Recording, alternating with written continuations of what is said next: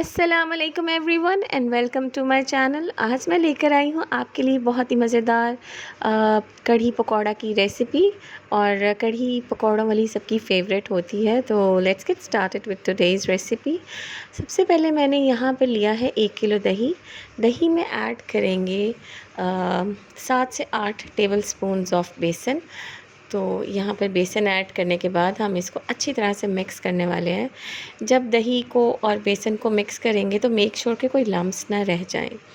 मुझे यहाँ पर बोल छोटा लग रहा था, तो मैंने इसको ट्रांसफ़र किया है अपने उस पैन में, उस पतीले में जिसमें मैं कढ़ी को पकाऊंगी। तो मैंने डायरेक्ट उसमें डाल लिया है इसको। ये देखें, इसको खुले बर्तन में लें, इसको अच्छी तरह से मिक्स करें और इसको विस्क की हेल्प से या किसी भी स्पून की हेल्प से आप मिक्स कर सकते हैं। और कोई लम्प्स नहीं रहने चाहिए, अच्छी तरह से ये मिक्स होना चाहिए। तो जब अच्छी तरह से ये मिक्सचर मिक्स हो जाए तो उसमें हम ऐड करेंगे तकरीबन 1.5 लीटर पानी ऐड किया था मैंने इसके अंदर, क्योंकि कढ़ी को पकना होता है, क्योंकि कढ़ना होता है, तो इसलिए इसमें पानी हम ज़्यादा ही ऐड करते हैं। पानी ऐड करते हैं तो फिर जब ये पकती है तो ये गाढ़ी हो जाती है। तो अभी मैं इसमें ऐड करने लगी हूँ चिली फ्लेक्स, ज़ीरा, हल्दी, लहसुन की कलियाँ और कुछ 3-4 हरी मिर्चें।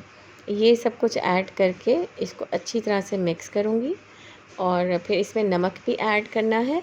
नमक अपने टेस्ट के अकॉर्डिंग आप डाल सकते हैं। यहाँ पर तकरीबन मैंने 1.5 टीस्पून ऐड किया है।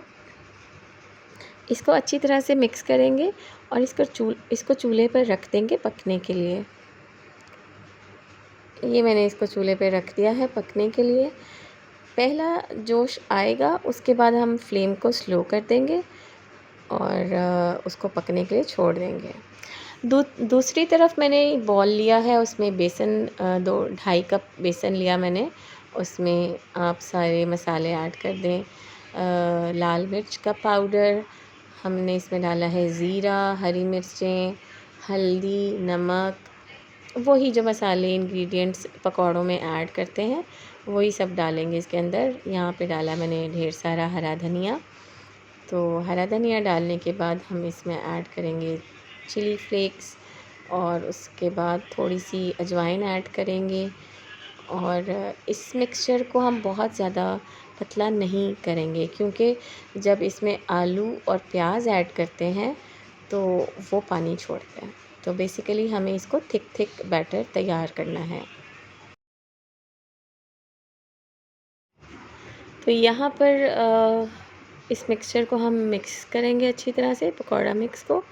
और इसमें प्याज जो मैंने काट के रखे हुए थे और पोटैटोज़ वो हम ऐड करेंगे और इसको अच्छे से मिक्स कर लेंगे।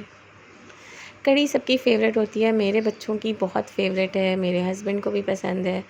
तो अभी मैं बहुत देर बाद बना रही हूँ, तो बहुत फ़ेवरेट रेसिपी है सबकी। आई थिंक सबके घरों में बनती है।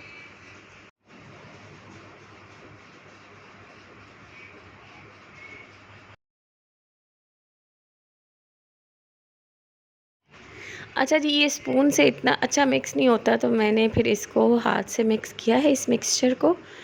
तो अच्छे से मिक्स करके तो इसको हम बैटर को थोड़ी देर के लिए रख देंगे, रेस्ट करने देंगे, ताकि जो पकौड़े हैं वो हमारे मज़ेदार क्रिस्पी फ्रॉम द आउटसाइड और सॉफ्ट फ्रॉम द इनसाइड बने। तो इसको हम बैटर को मिक्स करके रख देंगे। मेक श्योर जैसे मैंने पहले कहा है कि इसको बहुत ज़्यादा पतला नहीं करना मिक्सचर को।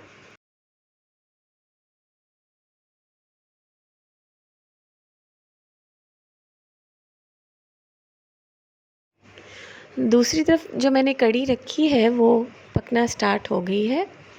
फर्स्ट बॉयल आने के बाद हम इसकी आंच हल्की कर देंगे।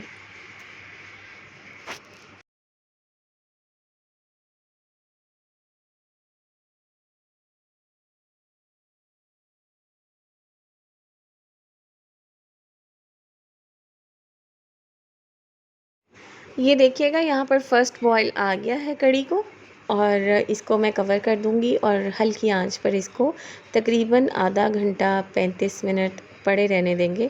وہ کنسسٹنسی پہ ڈیپینڈ کرتا ہے آپ کتنا رکھنا چاہتے ہیں کڑی کی کنسسٹنسی. سو ہم اس کو کور کر کے اب لائٹ سی آنچ کر کے اس کو رکھ دیں گے. دوسری طرف میں نے پین لے لیا ہے، اس میں ہم پکوڑے فرائی کریں گے. تو فرسٹ بیچ میں نے ڈالا ہے، میں نے ٹیسٹ بھی کیے تھے. اگر آپ کو ٹیسٹ لگے کہ کوئی نمک مرچ ایڈ کرنے والا ہے تو آپ ایک پکوڑا فرائی کریں، اس کو چکھ لیں تو آپ ایڈ کر سکتے ہیں.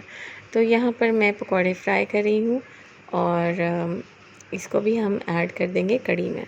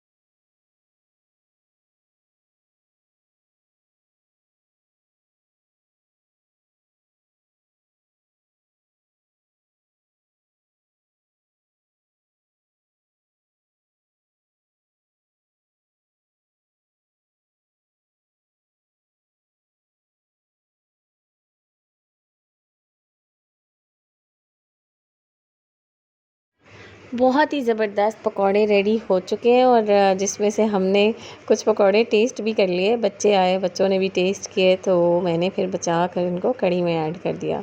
بچوں سے پکوڑے بچانا بہت مشکل کام ہے. سو میں نے ان کو فٹافٹ کمپلیٹ کیا یہ ٹاسک تاکہ بچوں کے ہاتھوں سے پکوڑے بچ جائیں.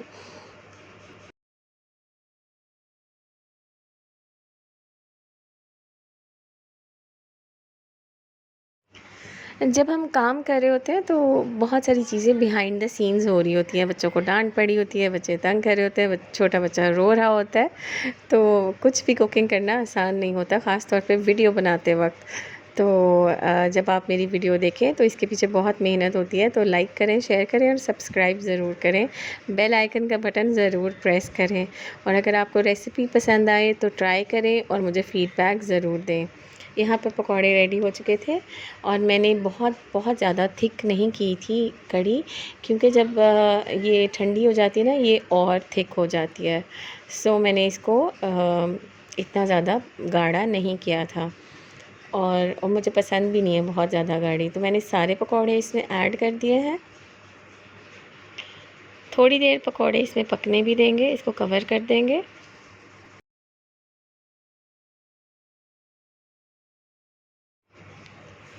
دوسری سائڈ پہ جس پین میں میں نے پکوڑے فرائی کیے تھے اسی آئل میں میں نے ایک میڈیم پیاز لے لیا ہے، سلائسڈ پیاز ہے. اور اس کو تڑکا لگانے لگے ہیں ہم اب کڑی پہ. تو کڑی کو تڑکا لگانے کے لیے پیاز چاہیے ہوگا ہمیں. کڑی پتہ میرے پاس نہیں تھے، میں نے بہت کوشش کی مجھے مل جائیں بٹ اس وقت اویلیبل نہیں تھے. ورنہ آپ تڑکے میں کڑی پتہ ضرور ایڈ کریں، بہت مزے کا فلیور آتا ہے. اچھا جی، یہ پیاز کو ہم نے براؤن نہیں کرنا بالکل بھی، صرف لائٹ سا پنک کرنا ہے. اور اس میں ہم ڈالیں گے زیرہ. اور آپ کو یاد ہوگا کہ میں نے کڑی میں بالکل بھی ریڈ چلیز نہیں ڈالی تھی، باقی مسالے ڈالے تھے. تو ابھی میں تڑکے میں ڈال رہی ہوں گول لال مرچیں، اور اس کے بعد میں نے یہاں پر ریڈ چلی پاؤڈر ایڈ کیا ہے، تقریباً 1.5 چمچ. اور اس کو مکس کریں گے اور اس کو ہم لگا دیں گے تڑکا. اور یہ دیکھیں بہت ہی زبردست اور یمی سی کڑی کو تڑکا لگ چکا ہے. اس کو مکس کریں، اور اس میں مزید اگر آپ اسپائسیز ایڈ کرنا چاہیں تو اٹس اپ ٹو یو. چاٹ مسالہ، گرم مسالہ، کالی مرچ. چاٹ مسالے کا فلیور بہت مزیدار آتا ہے اس کے اندر. تو ابھی ہم اس کو ڈش آؤٹ کرتے ہیں. جب کڑی تیار ہو جائے تو اس کے اوپر ہم گارنشنگ کریں گے ہرے دھنیے کے ساتھ. ہرا دھنیا بہت مزیدار لگتا ہے کڑی کے اوپر، اور اگر کڑی پتے ہوتے تو بہت اور مزیدار ہوتا. خیر آپ ضرور ایڈ کیجیے گا. ابھی میں اس کو نکال رہی ہوں، تو میں آپ کو اس کو ڈش آؤٹ کر کے دکھاتی ہوں، سرو کر کے دکھاتی ہوں اور کھا کے بھی دکھاتی ہوں. پکوڑے بہت سافٹ بنے تھے. اور آئی ہوپ کہ آپ کو میری ریسیپی آج کی پسند آئی ہوگی. اگر پسند آئی ہے تو مجھے اپنا فیڈ بیک ضرور دیجیے گا.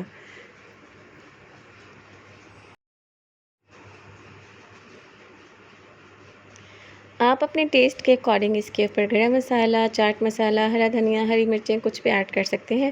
صرف جو کمی تھی وہ کڑی پتے کی تھی، جس کا مجھے بہت افسوس تھا کہ اس وقت میرے پاس اویلیبل نہیں تھا. اینی ویز اس کے بغیر بھی بہت مزیدار بنی تھی. میں نے اس کو ڈش آؤٹ کیا، پھر میں نے اس کو ٹیسٹ بھی کیا اسی ٹائم گرم گرم، اور بہت مزہ آیا. Thank you so much for watching today's video. مجھے امید ہے کہ آپ کو میری یہ کڑی کی آسان سی ریسیپی آج پسند آئی ہوگی. اپنا فیڈ بیک دیجیے گا، اور thank you so much for watching. Take care. دعاؤں میں یاد رکھیں. اللہ حافظ.